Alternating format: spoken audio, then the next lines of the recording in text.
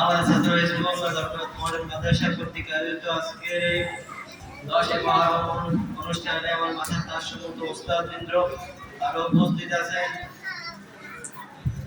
ছাত্র বন্ধুরা সবাইকে জানাই সালাম, আসসালামু আলাইকুম ওয়া রাহমাতুল্লাহি ওয়া বারাকাতুহু। আজকে আমার আলোচনার বিষয় হচ্ছে মহরম ফজিলতের গুরুত্ব সম্পর্কে আমি দুটি কথা বলবো। রমজান মাসের পরে মর্যাদাবান মাস মুহররম মাস। আল্লাহ তাআলা রমজানের পর মুহররম মাসের মর্যাদা হাসান রাদিয়াল্লাহু আনহু বলেন, আল্লাহ তাআলা বছর শুরু করলেন সম্মানিত মাস দ্বারা এবং তা শেষ করলেন সম্মানিত মাস দ্বারা। আল্লাহ নিকট রমজান মাসের মুহররম মাস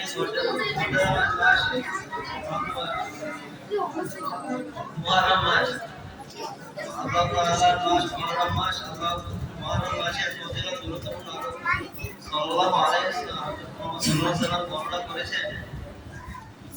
আনা মুরাদ রাদিয়াল্লাহু আনহু قال صلى الله عليه وسلم أفضل الصيام بعد رمضان شهر الله المحرم। আবু হুরায়রা রাদিয়াল্লাহু আনহু